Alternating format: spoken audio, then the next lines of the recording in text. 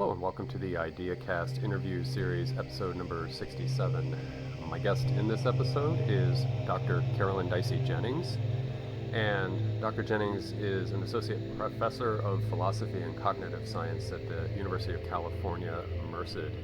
And Dr. Jennings got her PhD in philosophy, specifically philosophy of mind and cognitive science from Boston University. And she works across multiple disciplines, especially neuroscience, philosophy, and psychology. And so we'll be covering that in this conversation. We'll be discussing her book, Attention and Mental Control. I will have a bunch of links down below for you to discover more about her work. So thank you for joining us as an observer of this conversation. I hope it is of good benefit to you. Thank you. I'd like to welcome Dr. Carolyn Dicey Jennings to the IdeaCast interview series. I'm looking forward to a very informative and discovery-rich conversation with Dr. Jennings. For the content that I've produced thus far, this is new territory and new terrain. So, Dr. Jennings, welcome. So glad to have you on board. Thanks so much, Justin. It's great to be having this conversation with you. I very much appreciate you being with me in this conversation. To the YouTube audience, I'd like to say before we get started, Dr. Jennings and I in a dialogue or interview, that this will be sort of an introduction to her work, and we'll go over some things lightly, but I will have links available in the description field down below for more in-depth conversations from stronger interlocutors, people that are in the discipline. If you want to dig deeper, that information will be there. So I wanted to make that announcement to you all to seek for more if this intrigues you. So Dr. Jennings, in having read Attention and Mental Control, I was sort of thinking that we could start with some very basic definitions that you work with in the book and more broadly in your work. I know you take a rather unique approach to the concept of self, and that others in your field approach self differently. They may even chuck self out the window. So yeah. I guess let's start with the biggest thing we can start with, I guess, contextually, and start with self, and then we'll go from there. Yeah, cool. So I'm very interested in the topic of the self, partly because it is controversial, like you said, in the field that I'm in. So scientifically informed philosophy of mind, and also in just the scientific study of the mind. It's not very popular right now. I have found my way to thinking about it through attention. So one of the ways of setting up how I think about the self is that you're trying to figure out, how is the self distinct from everything else? So how is the self distinct from the rest of the world, for example? And usually in philosophy, when we think of things being distinct, we think of them as having some kind of causal power, like they do something. If they don't do anything, then we usually don't think of them as being distinct things. And so the thing I think the self does at its lowest level, the most foundational level, is attention. That is like this prioritization of the things that matter to it. When I talk about what the self is like made up of, then I think of it as being made up of interests. So your interest in podcasts, your interest in, I don't know, barbecue, whatever your interests are. I think of you as the collection of all those interests. So what you're made up of are interests, but what you do is you use attention to prioritize those interests. Okay. And as I understand how you described attention in your book, it is sort of foregrounding those things that are of importance or would be salient to you. Is that fair to say that about attention? Yeah, that's right. Yeah. So there's lots of different levels at which you can talk about how attention works, how anything in the mind works, but the way you might experience it perceptually is it might result in some things being the foreground and some things being the background. So right now for me, the screen in front of me is very foregrounded, but also your voice is there. So they're kind of like trading off a little bit, like where they're foregrounded. So you can have this like multimodal foregrounding, like your visual and your audition can kind of take place. But usually we think of it as like within a modality, like that the screen is foregrounded relative to the visual background. So that's a result that I think attention leads to. But at the heart of attention, I think of it as prioritization. It's this process of putting one thing over another thing in the mind. Okay. And then perceptually, you experience that as a perceptual thing kind of in front of another thing, not literally in front of spatially necessarily, but in terms of how it feels more vivid to you. Maybe it feels more meaningful to you, but it's more central to you right now. I think that's because of the work of attention. Okay. And to go one step back for a second, when generally we hear about self, we could maybe categorize it, and this is me just being intuitive. So the self could be the corporeal self. There could be maybe a spectrum of self, if I'm not going too far astray. Like, so self could be persona and identity on one end, and then there's the core subjectivity on the other end. And I think you're down with the core subjectivity aspect, like, how, not necessarily in a reductionist position, but how can we be a base self? Is that correct? Like, is this something entirely different, another category when we go off? No, I think, that's a nice division. I mean, I do think it's likely that all of the selves, they share space with one another. Okay. So your bodily self is not disconnected from the self in the way that I'm talking about it. Right. And similarly, like your personality self, like the way you might describe yourself to others is not disconnected. But I think of again, the thing that directs attention as being the most primordial self. Like, where can you really divide you from the rest of the world? That's where I think you can say that's where it begins. And then from there, I think you get all these layers of self, like that you're someone who, threw up at your friend's birthday party or whatever. Like that's layered on top of this more primordial self. The self that takes no ownership for that throwing up at the party. Yeah, sorry, or that, whatever it may be. Right. We have a lot of layers to us, but at the base, I think, is this kind of set of interests that's managing our attention. Okay. Which brings up mental control, which was the other part of the title of your piece that you wrote, your book. And so mental control, from what I could glean from your book, is there's voluntary and involuntary mental control, and you write about that. But could you expand mental control out for the audience? Mm-hmm. So the way I'm thinking of mental control is that occurs, this is like a really general phenomenon that occurs anytime you use your mind to control your mind. Mm-hmm. So we think of it, the voluntary, involuntary, the way we normally think of that with attention is like something grabs your attention versus you pay attention. Those are really common phrases that we use all the time. So if I like snap my fingers, that grabs your attention. We think of that as like mostly involuntary, or kind of your attention's your mind's directed to that snap. Kind of it because of something to do with the snap itself, versus the fact that I'm paying attention to you right now. That's not because you snapped your fingers or something. That seems like it's more voluntary. I'm using maybe even some effort to continue paying attention to you. So paying attention versus grab attention is a really standard way of dividing up types of attention. And attention is a core type of mental control. So I think mental control goes beyond attention. Like we can talk about it in other ways, but attention is like the most standard way of talking about mental control. Okay. Yeah. And at the risk of confusing things, would we say that when I was invoking involuntary and voluntary, are those modes of mental control, like you were just saying, like the automaticity of a reaction to something, or mental control, as you were saying, mind controlling mind? So you're controlling what arises in attention?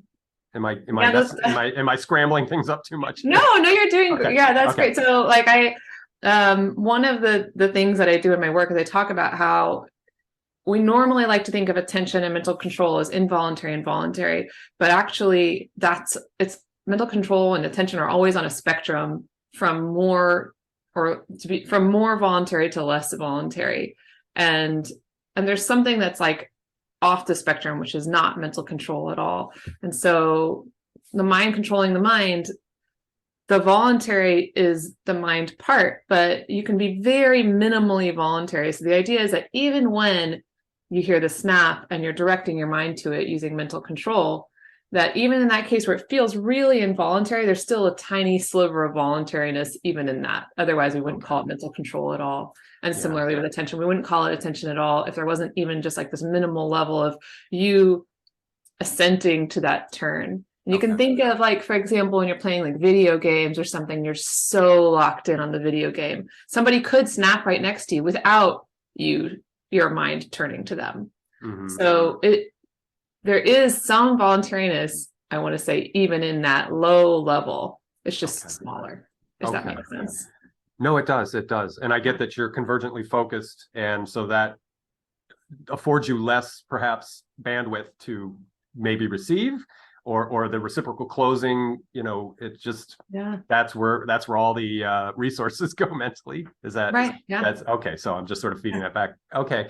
And then in your book, Working with Mental Control, you offer up self-control as maybe a contrasting perspective or an adjacent perspective, but that it's not, that it somewhat contrasts mental control. So maybe we could talk about self-control and some of the tests that are done on self-control and sort of instant gratification and delayed gratification. That was kind of fascinating when you were writing about that. Yeah, cool. So self-control, one of the things I say in that book is self-control is a much more popular topic in philosophy. Mm-hmm. Mental control is mentioned very little, if at all, in philosophy, but there's tons and tons of literature on self-control. Okay. Self-control is closely related because usually self-control has to do with you using your mind to control your mind in some way, but mental control goes beyond self-control. So classic case of self-control would be this marshmallow task. That's something I talk about in the book, and it's something almost everybody talks about when they first mention self-control. And that's this task that they use with children where you put 2 marshmallows in front of them and you sorry, I'm messing it up. That's okay. I'm fixated on marshmallows right now, so I wasn't even paying attention. So I'm sorry. You can go 2, I guess, but we'll go back to the original version. The original version is you put 1. Put 1 marshmallow in front of the child, very young child, and you say, well, the first thing you do is you say, what do you prefer, 1 or 2 marshmallows? And they all say 2. Then you say, okay, well, if you prefer 2 marshmallows, you could have 2 marshmallows if you can just wait until I get back. But if you eat this marshmallow in front of you, then you don't get to have 2. And then the person goes, and then you just basically see how long can this child do that, wait for that second marshmallow. So they know that they would prefer the second marshmallow, that because you asked, but can they control their mind in order to wait? And usually what you see really interestingly is that they'll direct their attention away. So they use attention to do this self-control task. So we know attention is really important for self-control too. If they're successful, then it's because they're doing nothing. Yeah. Those poor little kids. But that task has been really influential in psychology. There's lots to say about it that's interesting, but in lieu of all that, I'll just connect it back. So self-control is almost always about this avoiding of temptations. I think that's one reason it's been so big in philosophy, is because of its connections with a kind of normativity, like what's good and what's bad. And usually with self-control, the assumption is that you're controlling your mind in favor of what's good against what's bad. There's a lot of judgment in that marshmallow task, right?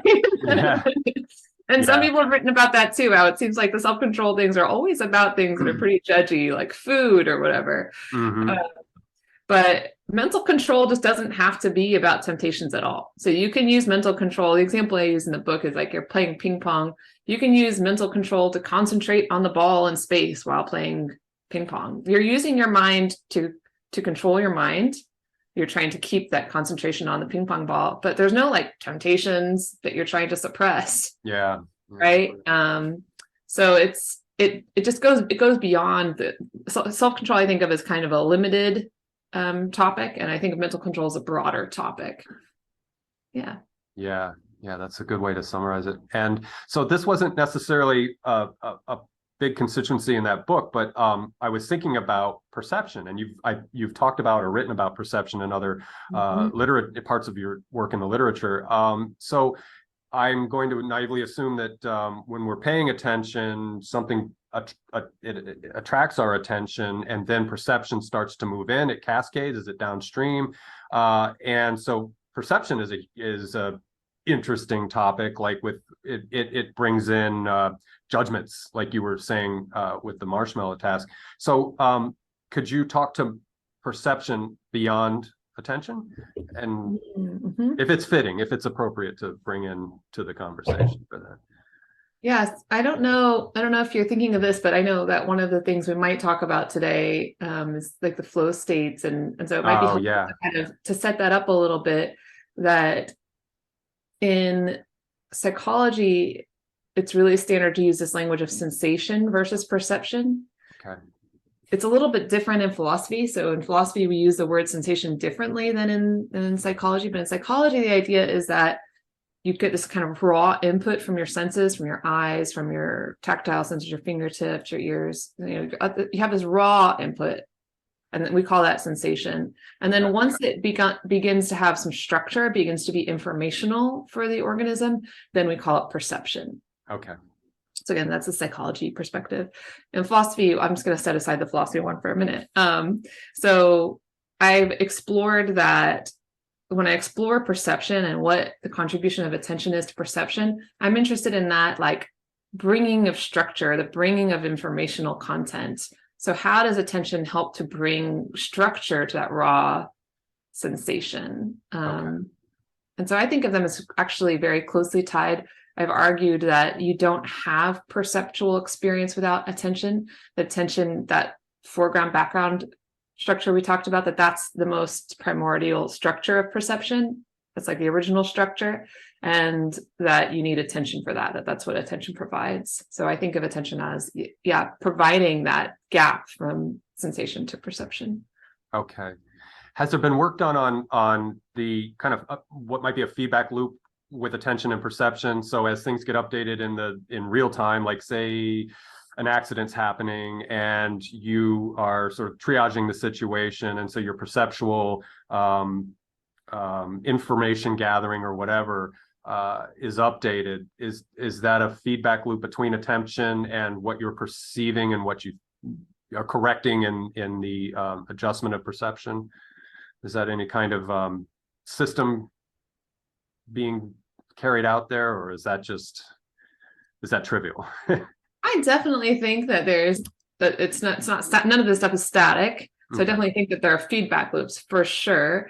But I'm curious about your example, like what you're thinking of. Like, do you want to say a little bit more about it? Like what kind of accident are you thinking of? Yeah, I want something that's going to require updating. So maybe like a chain reaction car accident. I don't know. I'm trying to think of a good example. Maybe somebody who gets burned by a chemical, and at first you don't know what's going on. Somebody's screaming, somebody's crying, and maybe you're related to them, so empathy is immediately on board, and you want to, again, triage the situation, what's going on. You don't know it's a chemical burn just yet, but you just know somebody's in distress, and then you see the bottle of muriatic acid maybe, or whatever it is, that has splashed onto somebody's skin. So, and this may be really not the best setup, but anyway, just so initially your person's upset, person's in pain, then approach person has an injury, perhaps something on their hand is being affected, and then you can do your salience mapping or whatever to see what's going on, what caused this, and so you're updating in real time. So you're having an attentional relationship, and then you're having a perceptual relationship, and are they sort of concomitant or tightly correlated with each other, or are there different things going on? Perhaps is where I'm coming from, maybe more like a neuroscience question. Are we doing the same thing at the same time when we're updating our perception of something through attention, or is perception and attention channeling differently, if that's not too weird? No, I mean, so I haven't thought about it exactly how you're framing it before, but the last part of what you said, I'm very interested in the first part of what you said, but the last part of what you said, like, how should we think about, are they different systems? Are they the same system? So to set that part aside, I do think that they're different systems. So I think of perception. So if you take like the visual, thinking in neuro terms, if you think of like the visual cortex, for example, I follow other people in thinking of the perceptual signal as something that travels from, the eyes to the thalamus through the LGN to the visual cortex, and then forward to like the identification areas in the temporal cortex, to like areas that might help you respond with your motor system, and like spatial processing of the parietal cortex, and then further forward. So So I think of that as the kind of like perceptual chain. And then attention, the way I think about attention is that it's largely using what's called this area of the frontal cortex, the DLPFC, and that's informed by some areas that process emotional information, including the orbital frontal cortex, closely connected to some like kind of midline structures. So the idea is that like you have these interests and values, and DLPFC is kind of weighing those interests and values on the basis of that sensory information. And then it's using that sensory information plus that information about your emotional state and your values and interests to determine which of those sensory things to kind of pump up or pump down, basically. So attention is working on top of the kind of raw sensory signal. The prioritization is to feedback either like yes, let's excite this signal, or like, no, let's suppress this signal. And that it's doing that, I think, in the case of vision, across the visual field. So you're getting the excitation of the stuff that's going to be like in the, in the foreground, and the suppression of the things that are in the periphery. And that's a pretty standard model of attention, actually, like a neural model of attention. Usually people think of it, or one way of thinking about it is in these layers. You've got like what they call like a stimulation field. Like what do the neurons like tend to prefer themselves? They're going to have, in a sense, you could see the brain neurons as all automatically biased towards certain things. So they might be automatically biased toward red. So if that burn is leading to like a, already like some blood or some, redness on the skin, there's going to be some like automatic kind of like pivoting to that in the network bias and in the brain bias. And then on top of that, there's something people call sometimes a suppression field, that not all of the areas of your brain can be like, working at the same time. And so there's kind of like mutual suppression. So the ones that are like kind of the most promising from those automatic biases they will suppress some other stuff around them. So the idea is on top of all of those other effects is where you're getting attention. So attention's taking that already kind of topographical information, and then it's further, like, let's say, exciting that. So if like the redness kind of already is kind of grabbing at your attention can like highlight it even more. Okay.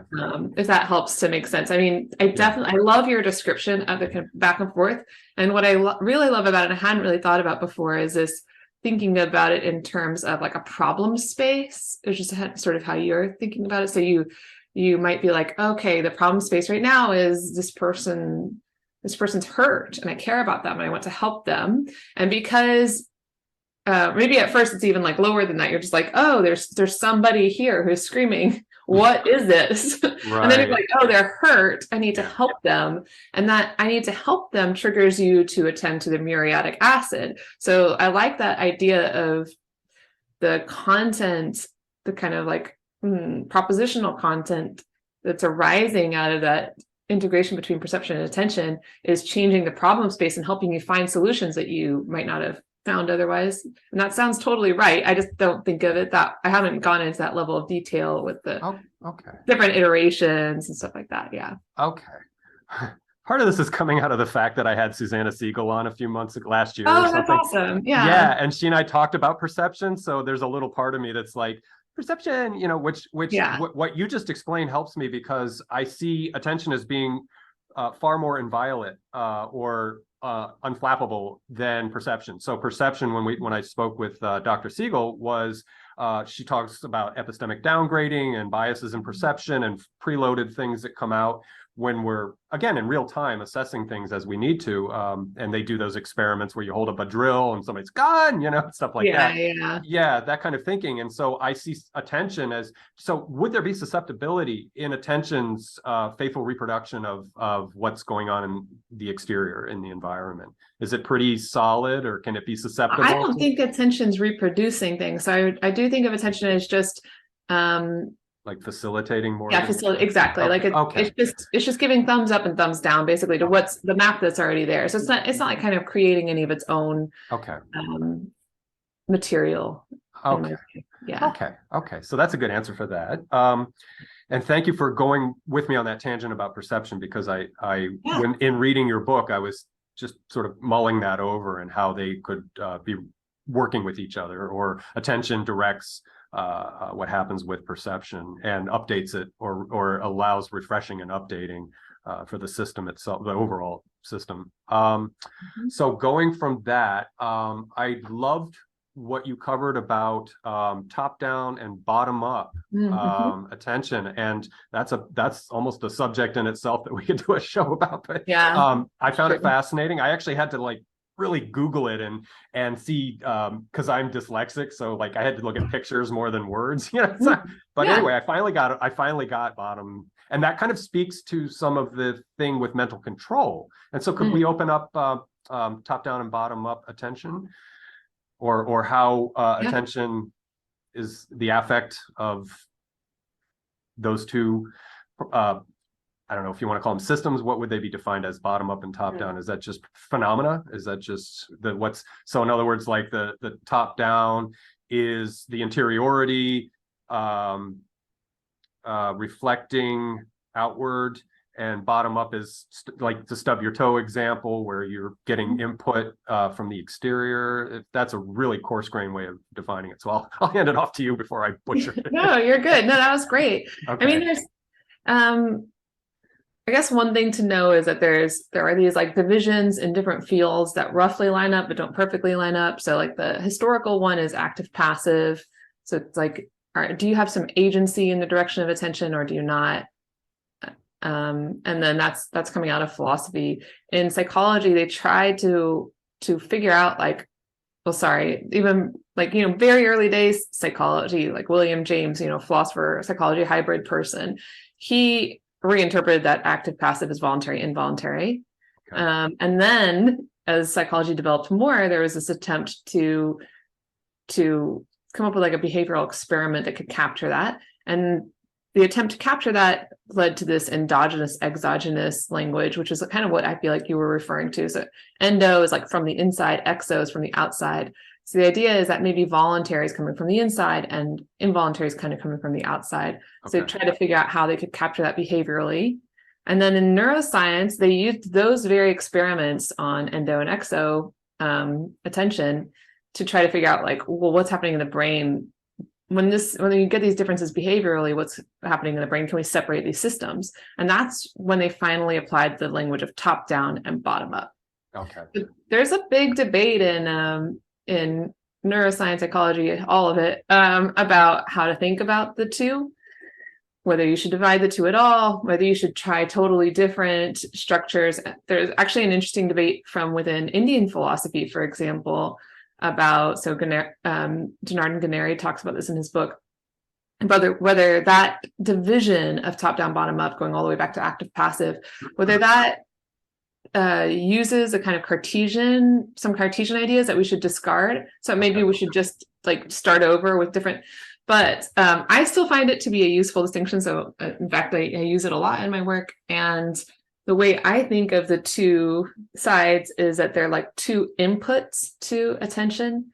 So you have this information about your, like the salience of the environment, and you have information about your own goals, and that both of those pieces of information are like input to this process of prioritization. Okay. And so bottom up is one input and top down is another input. Now, like neurally, you can separate out the systems of bottom up and top down attention. So there's a lot of overlap, but you can distinguish them. I mean, that's true of almost anything in the brain. There's overlap, but you can distinguish them.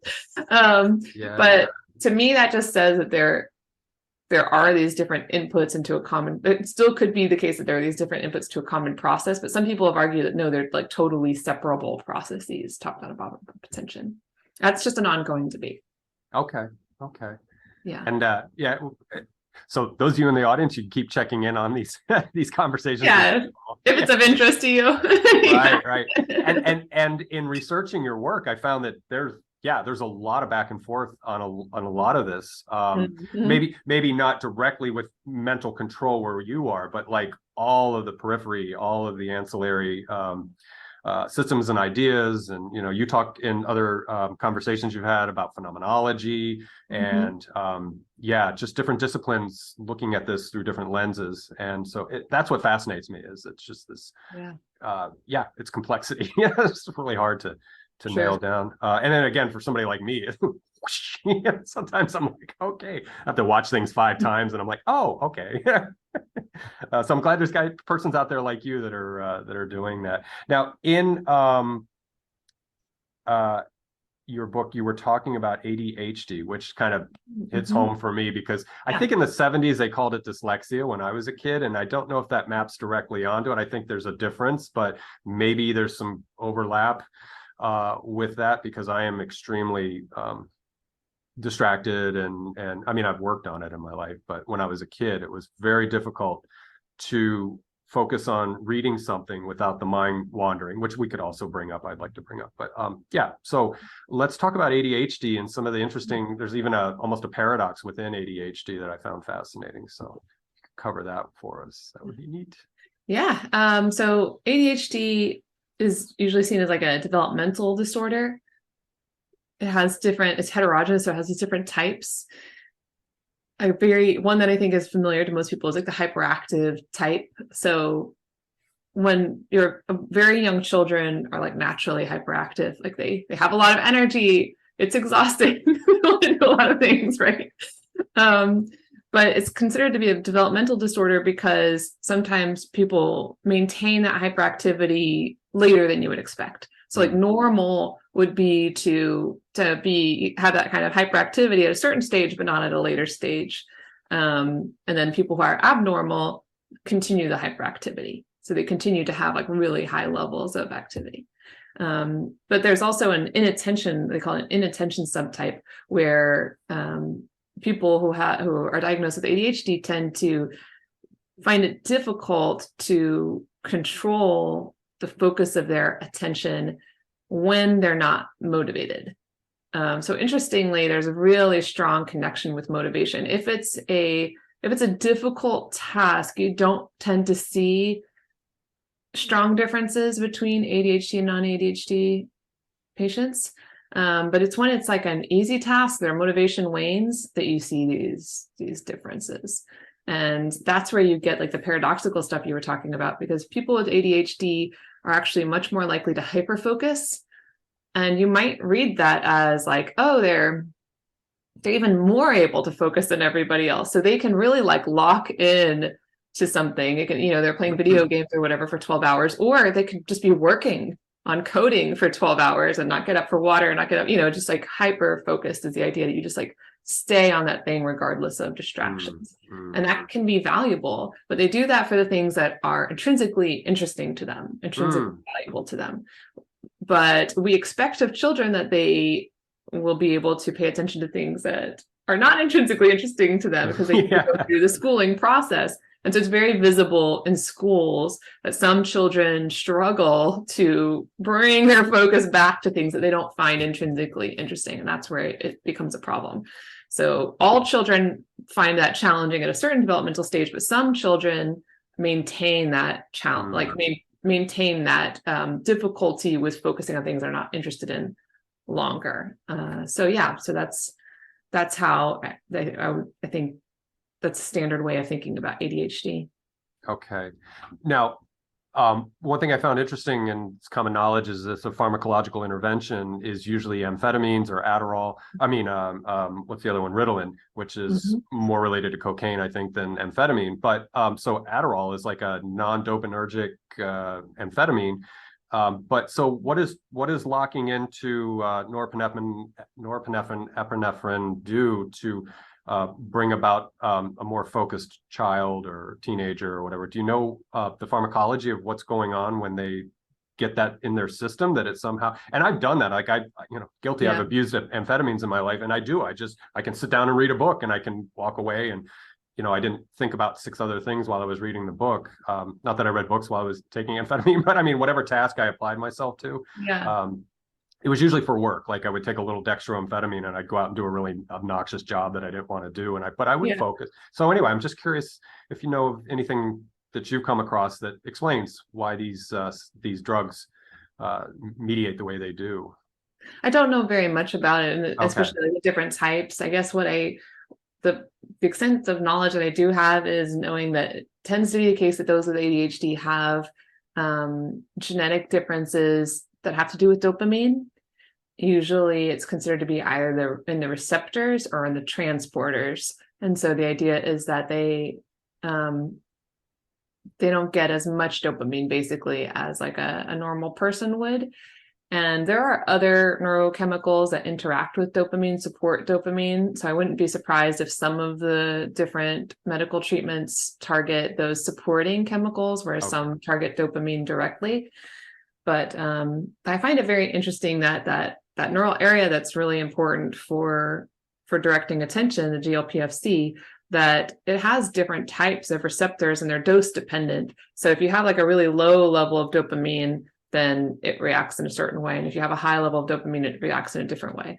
And if you have a low level of dopamine in GLPFC, then you tend to get the focal ability, the ability to concentrate. Higher levels allow you to switch from one thing to another thing.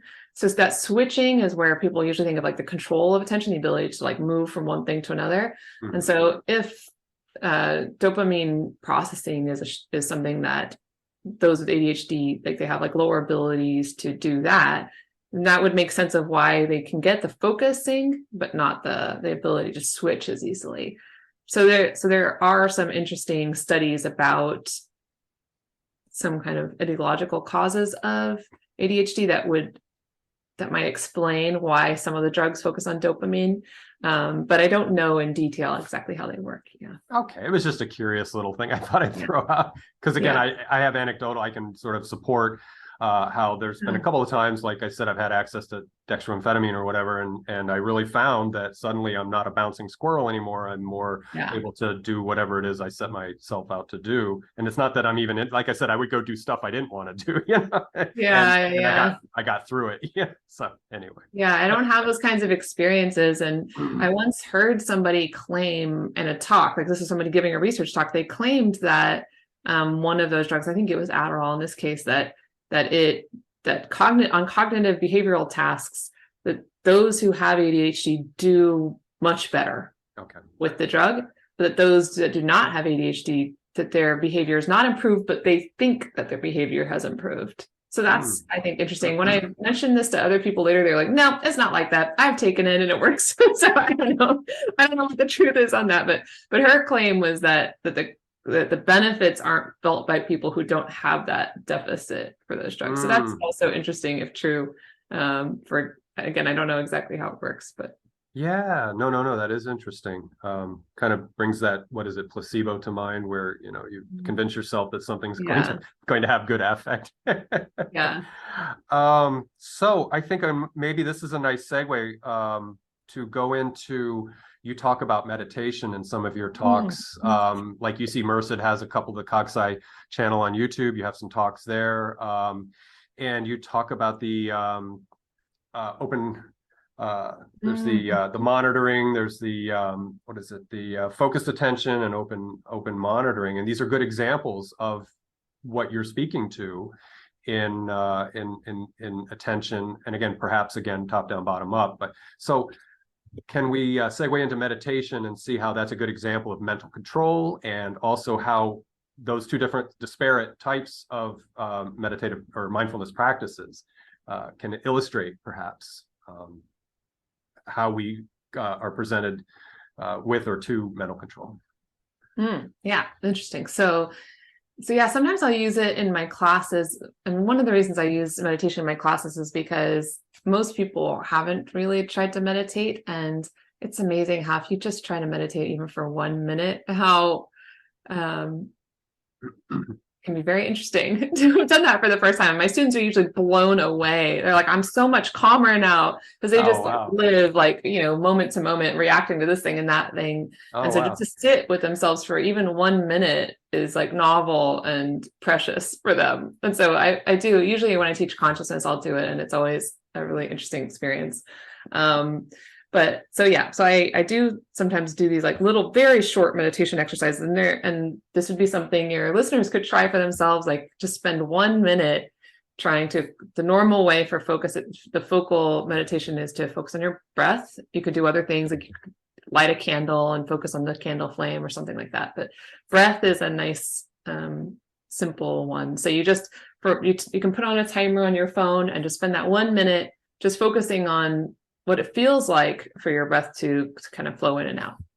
And then you could contrast that with a form of open monitoring meditation where you try to not focus on anything in particular. So instead of like really concentrating on your breath, you're going to have like sensations and thoughts pop up, but you try to just like let go of them as soon as they pop up, like non-judgmentally, just like let them pass by, almost like you're just like observing them. And what my students notice with these is that with both of them, they can be relaxing, but that with open monitoring, they experience a lot more of what's around them than with focused meditation. And one of the explanations that I give, one of the reasons I use it in talks is because I feel it like it's really a helpful way of seeing attention as a field. We often think of attention as only modifying the target of attention. So if you're focusing on the podcast, then you might think that all attention is doing is kind of like, it's like a spotlight on the podcast or something. It's not doing anything to anything else. That's not how I think of attention. I think of it as modifying the entire field. And I think this meditative practice can help you to see that, because you realize that by drawing your attention to your breath, you're actually darkening everything else. Similar to how if you were to take a flashlight out at night, before you turn on the flashlight, you can actually see more of what's around you. Once you turn on the flashlight, you can see more of what's in that beam and then less of everything else that's around you. And that's kind of how I'm thinking of this process, that your attention is, bringing more resources to bear on the target, but it's also, because it's doing that, suppressing everything else. And when you do the open monitoring meditation, all of a sudden you realize, oh, there's sounds I didn't realize were there. There's like maybe even like tactile sensations I didn't realize were there because I was so focused on my breath. So it's a nice way of seeing the power of attention, and also how attention, again, is like kind of diffuse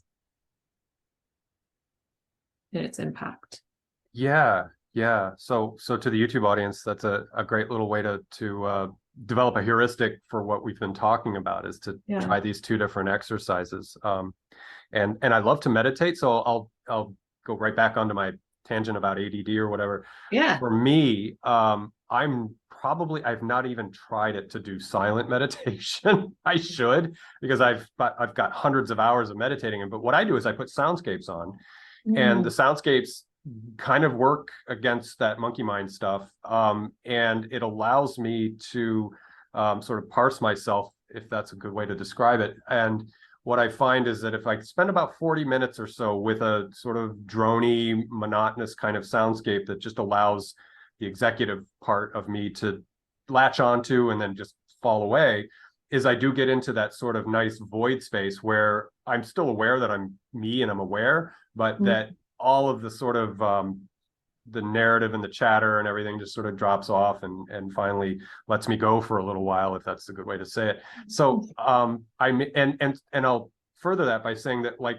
when I was reading your book, I put soundscapes on because, again, I am distracted. And so the soundscapes also sort of arrest certain propensities to chatter and to think about, what's a good recipe for whatever while I'm trying to read your book.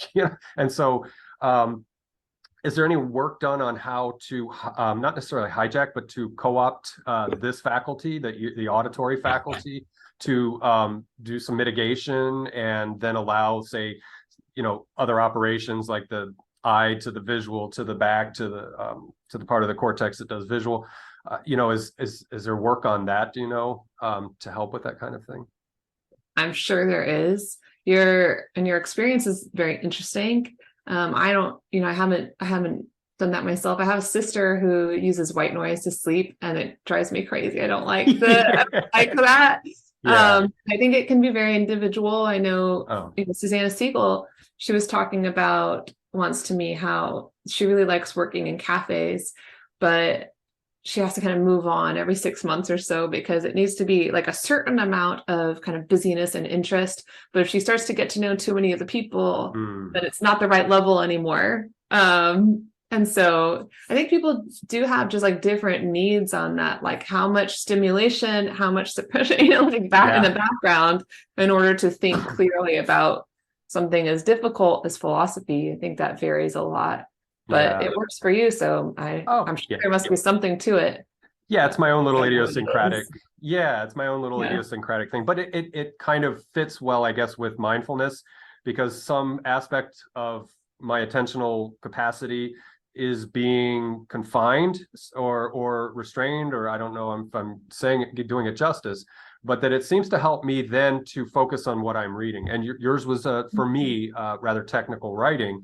And so I couldn't, just try to skim through it. I mean, I'll read personal interest and human interest stories, and I can read those really well without too much distraction. But when I have to drill down on like you or Susanna Siegel's work, or Berit Brogard had a book that she did that I had to kind of focus on, when I had her on for an interview.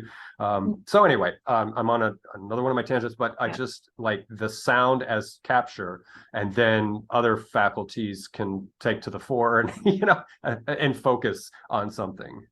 So now okay, the word focus, is that synonymous with, is that in any way adjacent to attention? Like focus, or is that like something you forcefully do, like you willfully focus on something? Are they related at all? I think they are related, but I think focus has gotten too much focus. That makes sense. Over focus.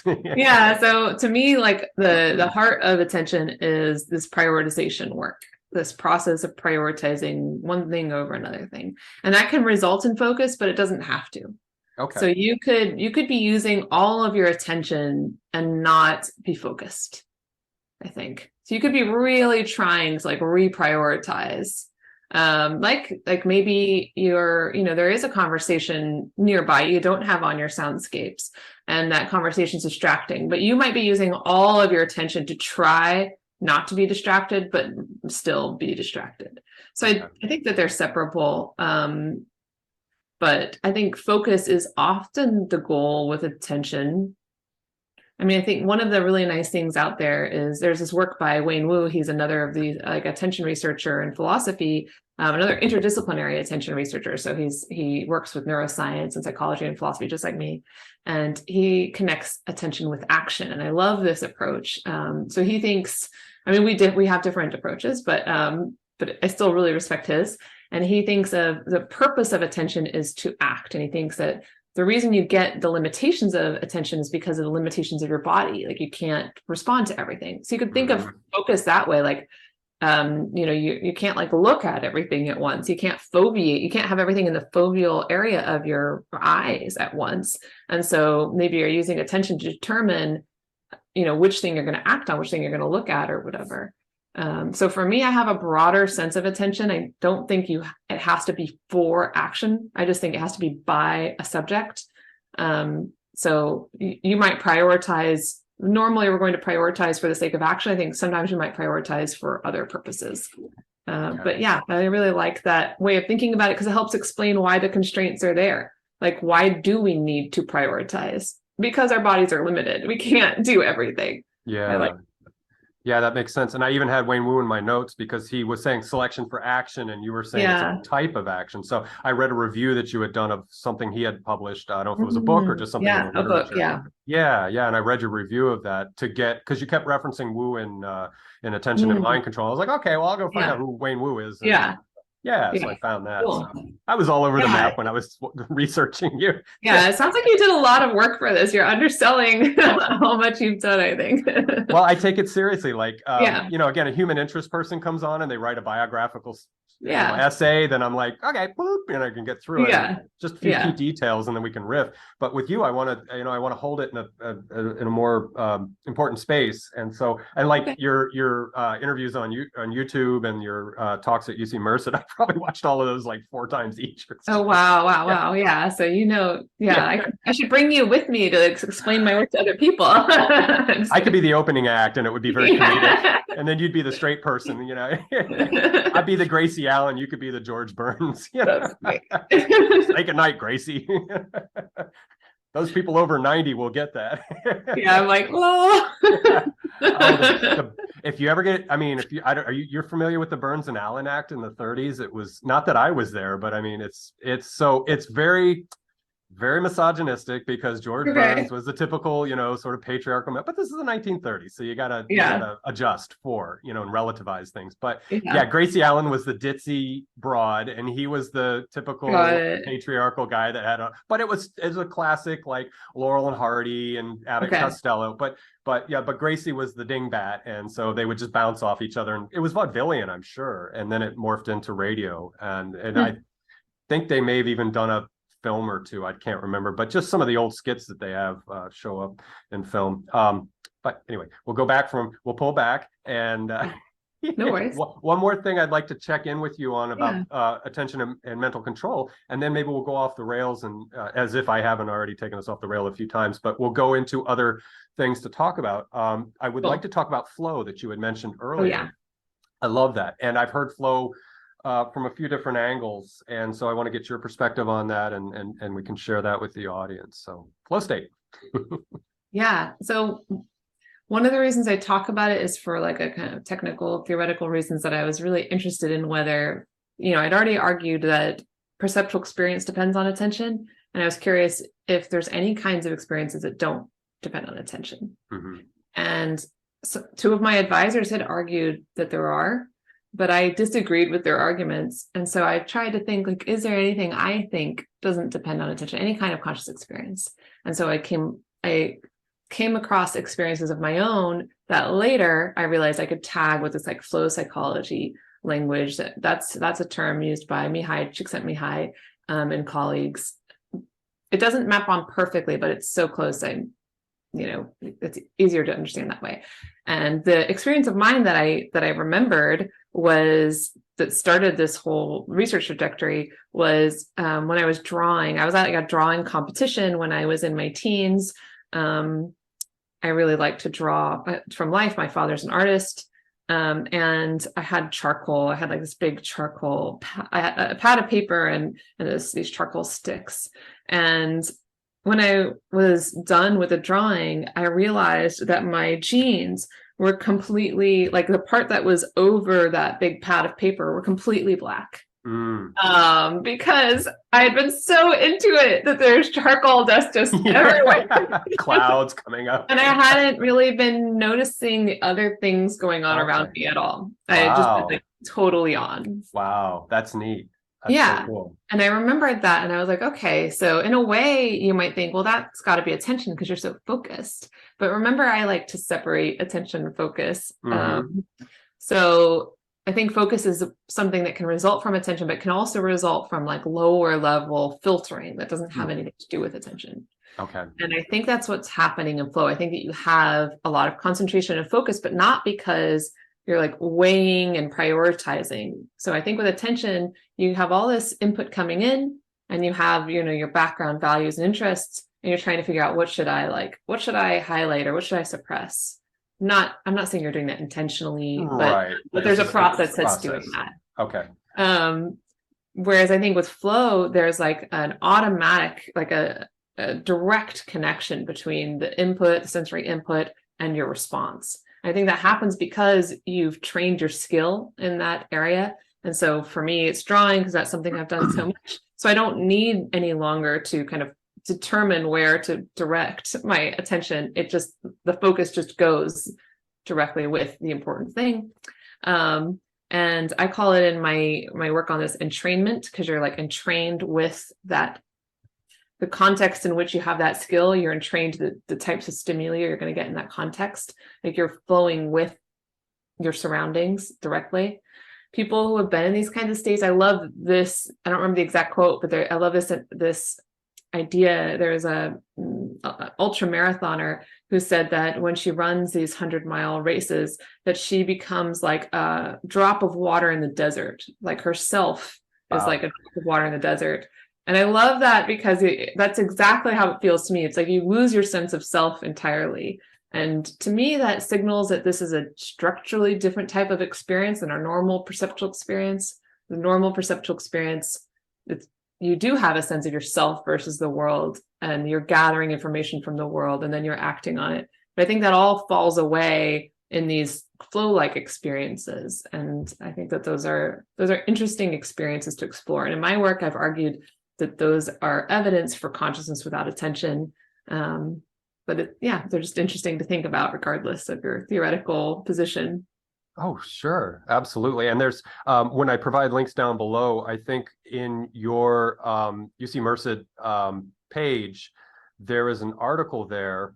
I still have it pulled up, but I can't remember what it is. And it refers to the automaticity, of directedness and things like that. So that will be within there if anybody wants to further their exploration of what Carolyn's doing with that concept. I was reading that this afternoon, and I haven't finished it, but I'll keep reading it. Now, there was one thing that I left out before we go up, before I take you off into Distractionville and ADDville and asking random questions and things like that, was the fluid form fixed mind interest. Did you want to cover that at all? Is that necessary to sort of close out what we've been talking about, or is that sort of integral or already sort of in what we've been discussing? Is that worth bringing up and mentioning before we go off?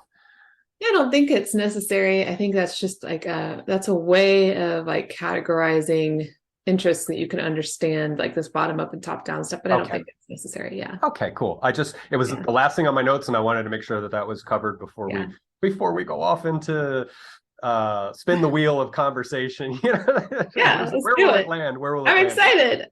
Yeah. I am too, because this is where I can. Oh, and then a quick joke about flowing. Like, I picked the worst passion to flow with. I'm into botany and horticulture, and for like 30 years, I've been obsessive with palm horticulture, rare fruit, some Florida natives, things like that. But things move so slow that you can't get into really unless you're potting things up. And so I enjoy that. I enjoy the sort of more utilitarian aspect of it. Yeah. But like, palms take decades to reach maturity. The good thing I started in my early 20s with this thing, because now that's 30 years ago. And so like I'm slowly, so I'm like in like the ultra slow mode flow state of like, I have like 90 something species of palms in my yard, and every day I go out and they don't change. But then sometimes I'll sit and reflect and I'll be like, my God, I planted this in 1993, and there it is now, this larger tree, and I can remember when it was a wee little thing, and so eventually you have these sort of moments of contact with that kind of thing. Now, the other thing, I guess, in my again idiosyncratic world, is those soundscapes that I like, I make myself now. I found other people's work who was just absolutely mind-blowing, but I actually went and bought a little like a synthesizer, and I have virtual synths on this gaming computer. And I just generate my own soundscapes now, and I'm endlessly searching for like the perfect, whatever it is that I'm looking for, which is fine because I don't ever expect to reach whatever my high pedestal of sounds that I want to create. So anyway, that's a way for me to get into the flow state, is to get on that computer and use a digital audio workstation and all these plugins and all this crazy stuff that can really satiate my hyperactivity and get sounds out.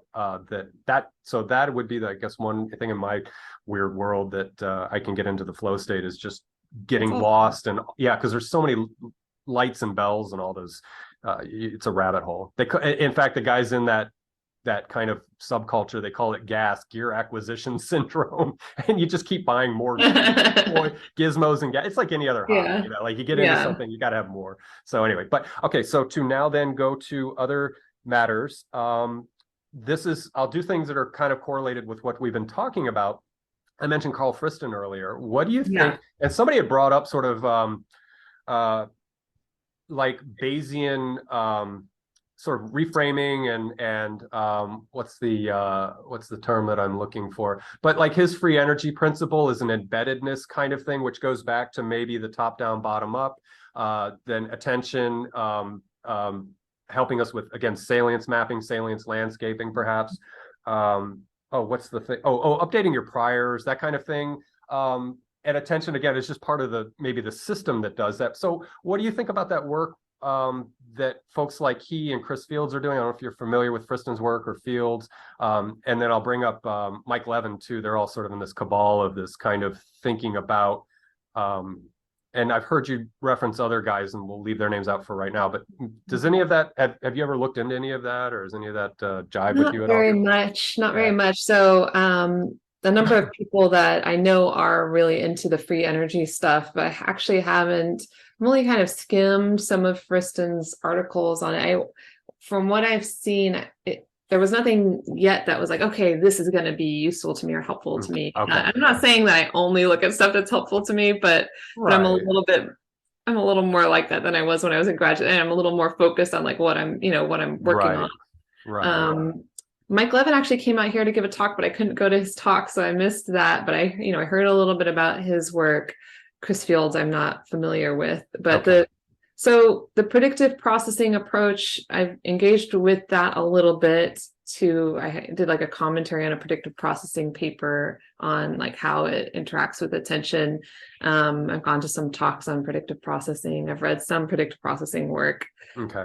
None of those approaches yet feel like they are enough aligned with my interests to make use of them. It's not that we were at cross purposes. I think a lot of what I'm doing lines up with that. So like a predictive processing person, for example, they might not focus on like the kind of sensory input in the same way I did. So I said, like classic view, traditional view in psychology is that the visual input goes from your eyes to your thalamus and then up. The processing approach likes to like reverse that hierarchy. I mean, a lot of people like to reverse that hierarchy. So they think of it as more like that the prediction comes first, and then this is kind of like the response to it. And I'm totally fine with that. So I'm not like locked on to the traditional view necessarily. I'm fine with thinking about things as either from one perspective or from another. But I guess some of the things that I have found less helpful with the predictive processing approach is that it doesn't seem like it engages very much with like the motivational systems. And I think that the motivational systems is super key to attention.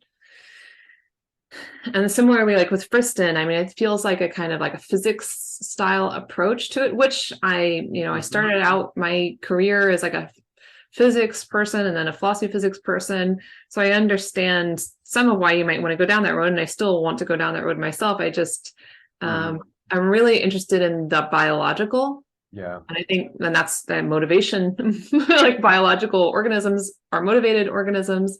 I feel like these approaches feel a little disconnected from the biology to me. So it's, so I don't find them as valuable as looking at actual like studies in neuroscience about it and models in neuroscience, if that makes sense.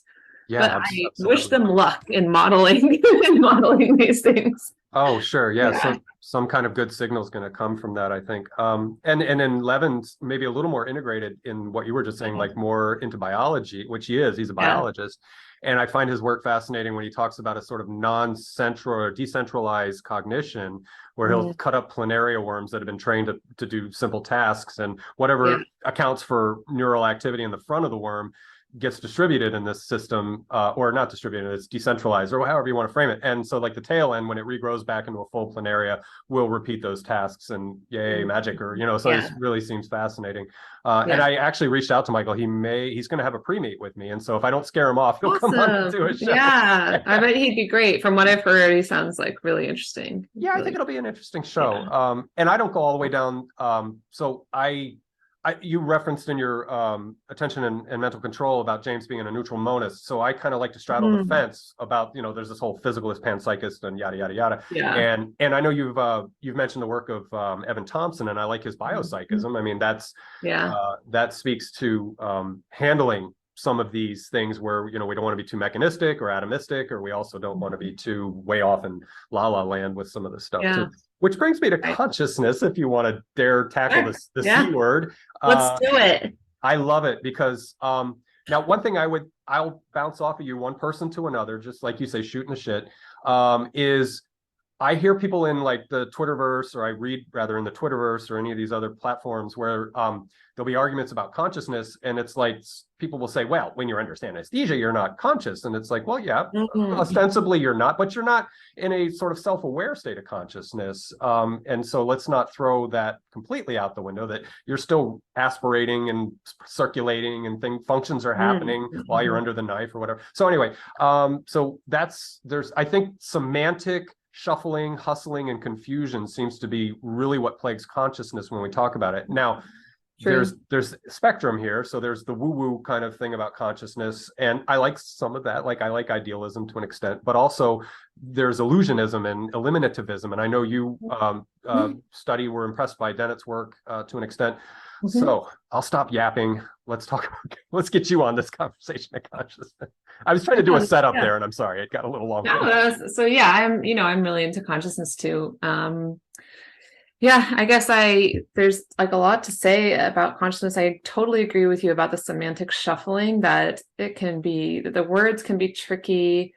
What I don't agree with is something like my undergrads will sometimes say, and when I teach my consciousness course, sometimes they'll say, well, nobody really knows what it is, so we just can't say anything about it at all. Actually, sometimes researchers will say that too. They're like, "Oh, I guess we'll just give up on this. Like, we'll just have to just not work on consciousness." Yeah. But there's lots of cases in which you have some kind of phenomena that you don't know exactly what it is, but you can begin to explore it, and maybe the concept changes as you explore it because you realize, oh, actually, it's not like this; it's like that. So we might have to do some like conceptual updating, some become more precise. And I don't think that we have to discard it altogether. I don't think we're ready for that. Very similar debate happened in attention, where back in the 80s, some people like Alan Allport were like, let's just get rid of this word attention. It's like not useful. It's like too many things. There's too many words because of exactly what you said. It's exhausting. You read all this stuff. There's like attention's this, attention's that. It's a lot to parse. It's a lot to deal with. So I think this semantic shuffling makes it a difficult space to work in, but I think one reason it's like that is because it's we're the early stages of exploration. Well, I mean, yeah, in some sense we've explored it for a long time, but we're in the early stages of scientific exploration of it, and I think that that's exciting. So we should embrace the wackiness and the weirdness. The stuff that Dennett does is really interesting. Frankish is really interesting. I have like a little bit of a different position to the two of them, but I've been inspired by their work. And I think one of the things that they challenge you to do, and same with Pat Churchland with the eliminativist approach to psychology in general, like let's not assume that that when we study this scientifically, that science will map on perfectly with the way we've been thinking about it pre-science. Let's not assume, that consciousness is exactly what it seems in philosophy. Maybe we'll learn some things about what consciousness is through the scientific study of it. I take it that's a takeaway from those authors, a kind of minimum takeaway for those authors. And yeah, I like that. So what I'm working on right now is completely changing the kind of conceptual basis of consciousness. So instead of treating it like it might be an illusion, like an illusionist would, instead I want to treat it as a real thing, but just change the metaphysical basis of it. So I think where we've gone wrong is thinking about consciousness as a thing. In philosophy, I think we've done that by talking about qualia. I think that what's going on there is that we're taking something that's not a thing, and we're kind of, sometimes people say, reifying it. We're like treating it like a thing, and then we get really confused about what consciousness really is. The way I am treating it is that it's a relation rather than a thing. And it's a relation between the subject, that thing that directs attention, and its world. And a relation just has a totally different status than a thing. And I think that can actually solve a lot of the puzzles around consciousness, but I'm in the early stages of doing that work. I've written up a kind of essay on it, and I want to develop that essay into a more formal philosophy paper. But that's where I come in on the consciousness debate. Is right now I'm working on reformulating the concept. Yeah. And I like that because for me, and I've like put my focused attention on consciousness for a few years now. And I think the relationality aspect of it, as you said, is a great safe ground. It is a useful utility to work with, I think. You know, the sub and so there's subject to object, maybe propositions, or like when we had our pre-meet, I was mentioning John Vervaeke, and he has this transjective neutral space that it's a relational thing, and it is, they're interdependent and they're interpenetrating and all these other fancy ideas. And so I like that. And so for me, I love I followed Keith Frankish and have tried to sort of take not a deep dive, but like a sort of mid-level dive on his work. And so there's days when the illusionism is, sounds nice, it's like great, it's like a lens, a camera, and an SD card, and that's it. Just show's over, folks. There's nothing else to see. But there's other times when I would love to have Keith on, and my argument to him would be a very friendly one, and it would just say, let's just call this a convenient fiction. Let's call qualia, because I think illusionists put far more power and importance on the metaphysical status of qualia. There are people that maybe like panpsychists and idealists that would argue heavily for qualia, but I think for a lot of middle ground people, that qualia is a useful fiction. It's a heuristic. It's what you and I can communicate. Did you see how red that strawberry was? And did you taste, the aromatics and the terpenes and the phenols and all these things that are interacting with us? Even if it's illusory, it's something we have to maybe use as a functional fiction or a functional utilitarian set of ideas. I agree. Yeah. So that's where I disagree with like Dennett or Frankish, even though it's a very weak kind of disagreement, because there's times when so in other words, we could get into sort of the the illusion of everything, like you were saying in the camps of attention, that there are illusionists in that camp too who say, well, it's just illusory. But then again, what does that do for us? And that's the view from nowhere, maybe. And what's the view from Carolyn to Justin, and Justin to Carolyn, talking about something that should be meaningful between biological agents? Anyway. Totally. Yeah. So I think that's where the future is in consciousness, is this relationality. Some people are arguing in quantum physics that there's observer dependence, and like the last was it Rovelli or Alan Aspect and those guys in the 2022 physics Nobel Peace Prize, they were getting that first person kind of quantum physics. And I love Christopher Fuchs has the quantum Bayesianism, where I can't even do it justice, but quantum Bayesianism, stuff like that. It kind of almost leans in that direction. So anyway, well, thank you for addressing consciousness with me, because I think that's anybody who puts thought into cogsci, into neuroscience and philosophy and psychology, we have to address that elephant, if you will. And that's, like Frankish is grabbing and Dennett are grabbing one part of the elephant, and there's idealists over there like, well, no, it's the spine, so anyway, so I love to sit, I'm agnostic, so I sit back. Like I said, I find neutral monism to be attractive, or phasal monism. Some people say it's phasal, and so, whatever. And I love the process people, the Whitehead people. They're so romantic with it, and it's almost this theological thing, and it bleeds over into some weird Presbyterian kind of manifestation. But what he does when he describes things, he invokes a lot of Neoplatonism and all these just really beautiful flowy things that only a mathematician would come up with. And so but embedded in all of that embellishment, I think, is what we're talking about. It's relational, and like I've had Matt Siegel on, and he's like, relations all the way down, and that kind of thing. So anyway, we'll see what happens in the future. Yeah, totally. Hopefully I live another 30 or 40 years and see if some new upstarts come online, and who knows what machine learning will bring us, or even if we can ever rein in quantum computing and we get these really intense algorithmic crunching and so forth. And speaking of machine learning and so forth, what are your thoughts on AI and machine learning and the future with that?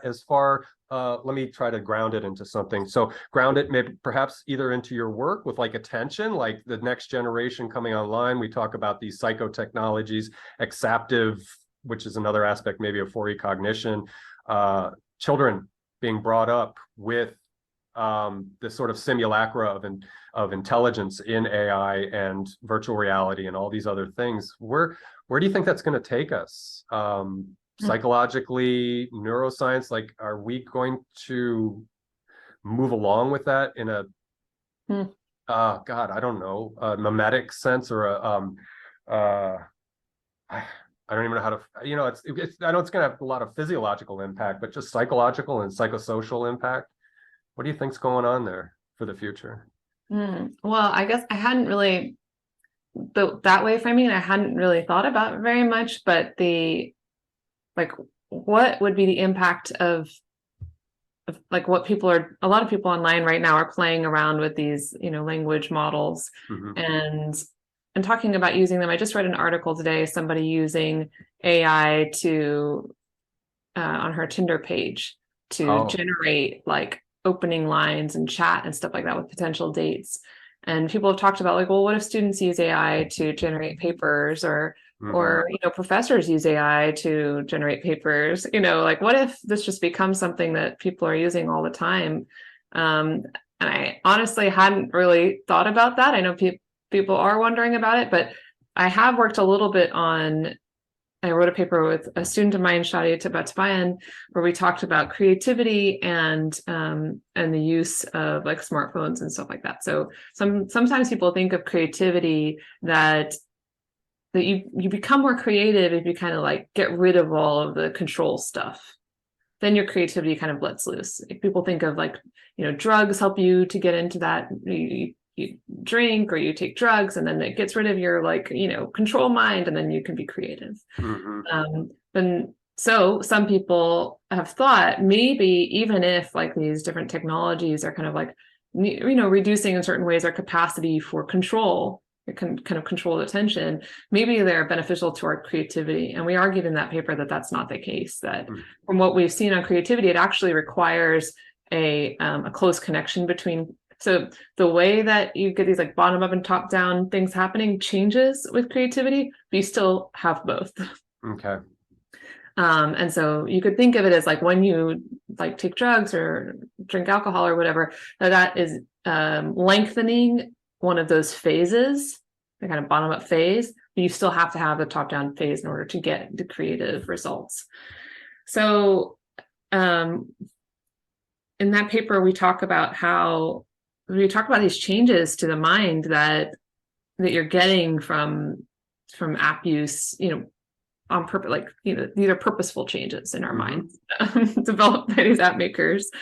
And I hadn't thought about that with AI, but it makes sense that if people are predictably going to use AI to get done things faster that they want to do. And if they do that, it seems very likely they're going to lose some capacity to do those things. And so that is, we're very productivity focused, and I don't think in a very healthy way. We're making widgets. Yeah. And I think it does seem like that might come at the cost of our minds, and that is, to me, that's what I see. Okay. But yeah, no, I think I agree with you, because AI, we could bracket the utilitarian value of AI, where it can just crunch a lot of information and make our lives easier in processing. But I also see this other thing, and I'm not trying to write a dystopian novel here, but I see where we have like chatbots and things that are doing psychology right now, and there's these sort of psychobots, or whatever you want to call them, they're therapobots or whatever.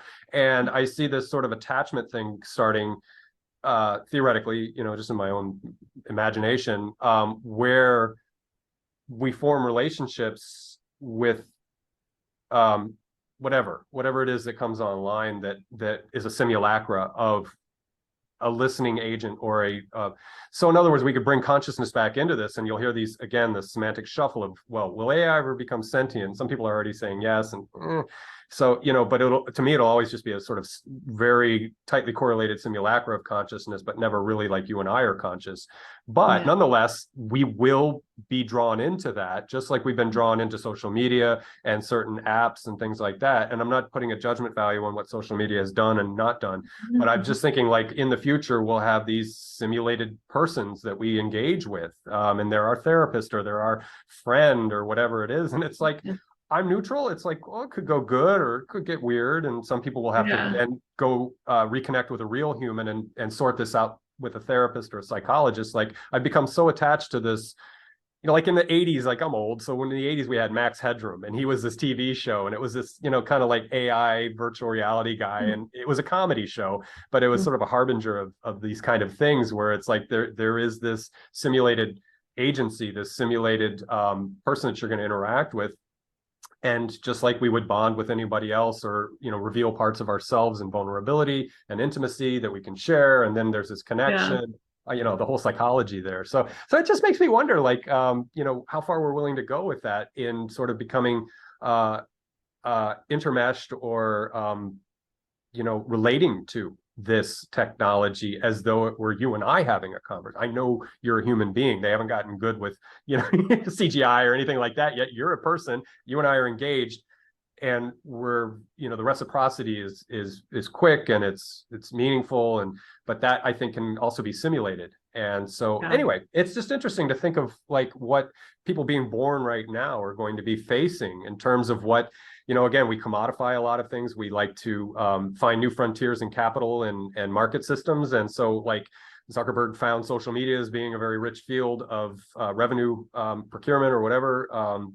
And so there'll be those venture people who will say, oh, well, let's generate, simulated people to be your friend, or to be your therapist, or to be whatever. And so it'll be interesting, I think, how people being born now, or people who are under 5 now, are going to be relating with those kind of systems in the future, because I think it'll be very convincing.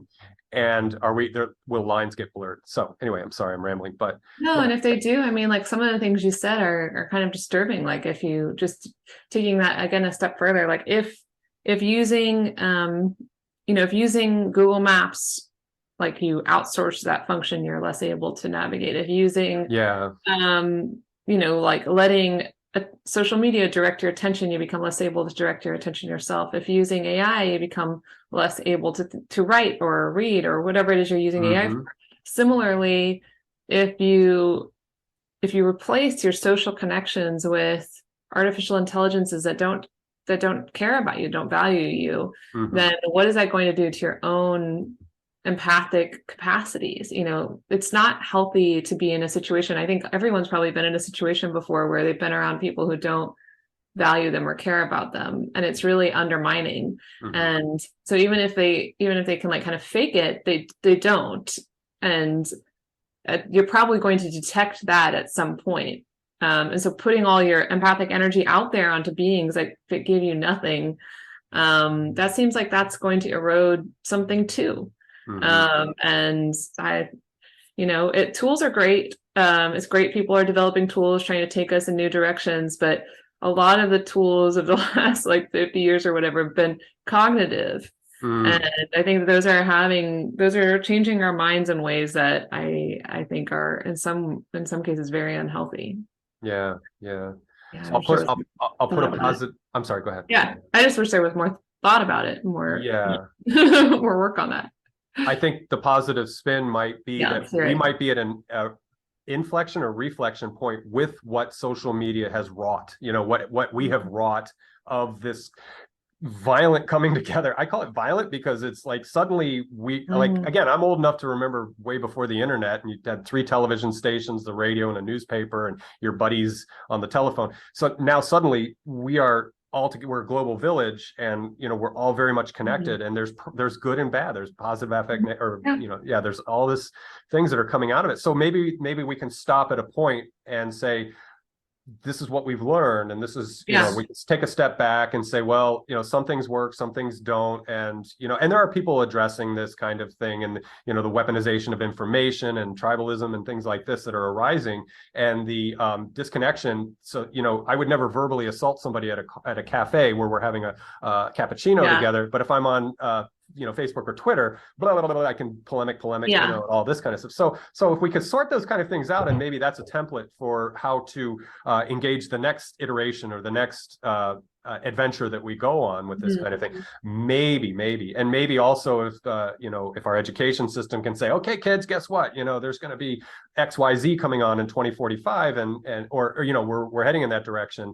Let's be mindful of that, and let's also remember there's an outdoors, and that there are actual fleshy people that you can engage with. So if we could do that, I would feel comfortable, because maybe small doses of that are good. Like if somebody's having a crisis and they just need some minor intervention temporarily till they can get to a bona fide person to really connect with them, that maybe some of these chat therapists, these bot therapists or whatever, are a good segue or a good intermediary. So anyway, so I'll finish that off on a more optimistic, maybe things will be okay kind of thing, but it'll be interesting. Yeah, it'll be interesting, that's for sure. Let me check in with you on time, because I can always bring you back if you had a good experience here, and we can have another conversation. If you want to just, hit pause, and then, like I said, maybe next late summer or next fall or whatever, if you want to come back. Because if you're writing something on consciousness, then yeah, makes sense. Think of your idea cast friend here, and cool, yeah. Yeah, I would love to have you back if this was a good experience for you. But I really appreciate your insights, especially the last 20 minutes, half hour or so, just to get some riffing going back and forth and sharing some ideas. That was fun. So let me ask you if there's anything else that you would like to say or end the conversation with, and then maybe we could wrap it up for tonight or today, and then I'll bring you back. And if you want to come back. Let's put in a plug for our just approved Department of Philosophy at UC Merced. We're really excited about that. So okay. UC Merced's not a campus that most people know about, but it's like an up and coming university, newly open university. And I just work among a lot of really cool other faculty and students. So okay. Now, will there be...